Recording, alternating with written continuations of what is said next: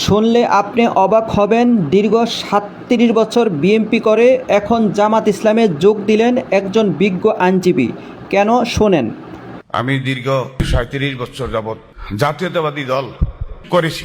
আমি ওই দল থেকে মোটামুটি চলে আসছি এবং আশা করছি আমি ইসলামী দল অর্থাৎ আপনার জামাতের সাথে আমি ইতিমধ্যে সংযুক্ত হয়েছি। সেই সময় একটু প্রেক্ষাপট অন্যরকম ছিল। শহীদ president Ziaur Rahman, Begum Khaleda Zia anti Indian সেন্টিমেন্টে রাজনীতি করেছেন, কিন্তু শেষ সময়ে এসে যখন জুলাই বিপ্লব গণবিপ্লবের মাধ্যমে বাংলাদেশ নতুনভাবে স্বাধীনতা পায়, আমি একটি কথা পিছনের কথা বলতে চাই। আমাকে একটু কাইন্ডলি 5 মিনিট সময় দেন।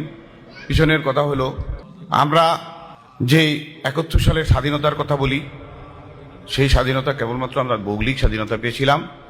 এরপরে 24-এর গণবিপ্লবের মাধ্যমে বিপ্লব বাংলাদেশের এই জীবনের মধ্যে, বাংলাদেশের জীবনের মধ্যে এই প্রথম একটা বিপ্লব হয়েছে।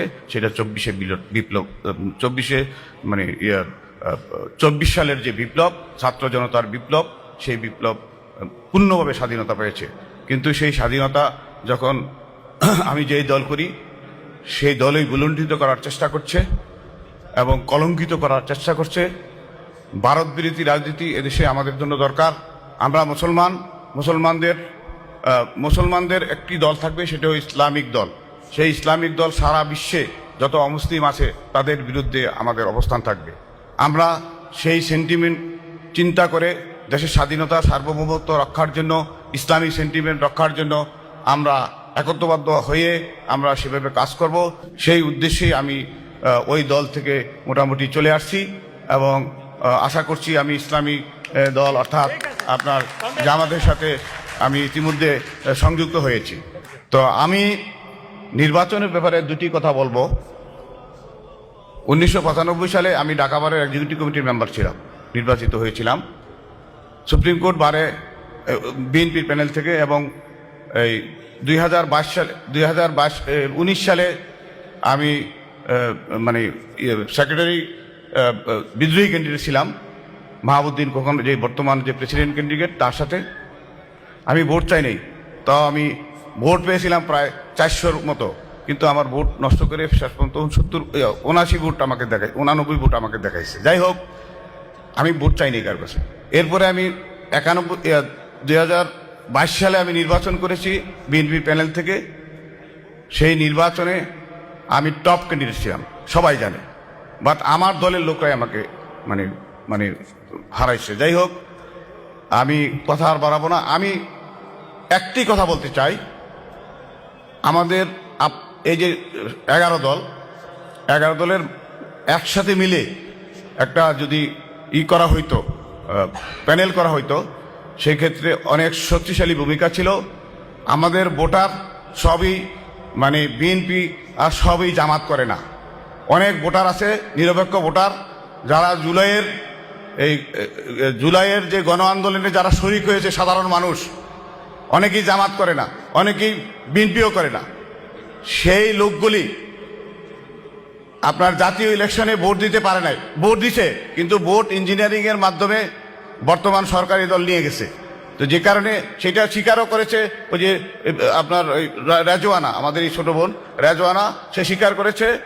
আরো অনেক কিছুই আমরা দেখেছি। এবং ইলেকশন ইঞ্জিনিয়ারিং যে হয়েছে, সেখানে জামাত, একটু কাইন্ডলি একটু 2 মিনিট সময় দেন, জামাত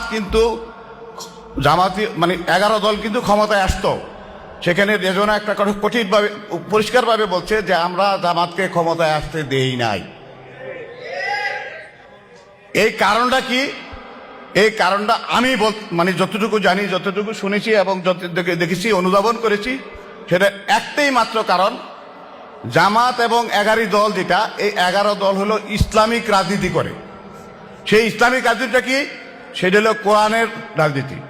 কোরআনে আল্লাহর আইন, সে আইনে অনেক কিছু বিধিনিষেধ আছে, অনেক কিছুই দুনিয়ার থেকে একটু অন্যরকম এবং দুনিয়া বিরোধী, আখিরাতপন্থী, যে কারণে ওরা এখানে এই ধরনের গভর্নমেন্ট আসতে দিবে না। কারণ হলো পার্শ্ববর্তী যে ইসলাম বিরোধী রাষ্ট্র আছে, বা সারা বিশ্বে যারা ইসলামিক বিরোধী রাষ্ট্রগুলি পাওয়ারফুল, তারা বোধহয় এদেশে জঙ্গি নাটক সাজিয়ে আমাদের দেশটাকে নষ্ট করে ফেলবে। কশ্চিন কালেও না।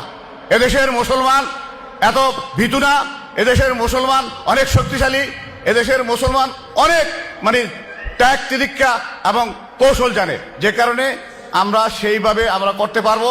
এখন এই ইলেকশনে আমি একটা কথা বলি, এই যে ঢাকা বারের নির্বাচন, সেই নির্বাচনে এক বক্তা বলেছেন, আমি নিজেও দেখেছি, আমিও শুনেছি, আমি জানিও, কোন অপরাধ আপনার সামনে ঘটলে আপনি সে অপরাধকে যদি প্রতিরোধ না করতে পারেন, প্রতিরোধ না করেন, তাইলে আপনি অপরাধী হয়ে যাচ্ছেন।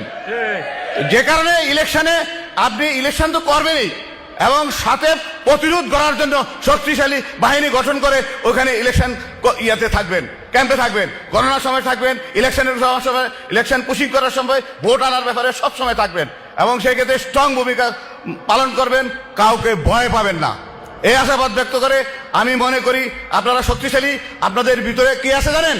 আপনাদের ভিতরে ঈমান আছে, আল্লাহর ভয় আছে, এবং যে আল্লাহর ভয় করে, ইমানি শক্তি যাদের আছে, তাদেরকে কেউই কিছু করতে পারে না। যে কারণে আপনারা এইটাই আপনারা রাখবেন, এবং আপনারা হার দিতে আছে ইলেকশনে, কিন্তু আপনাকে সেই জিনিস প্রমাণ করতে হবে। সবাইকে ধন্যবাদ। আসসালামু আলাইকুম ওয়া রাহমাতুল্লাহি ওয়া বারাকাতুহু।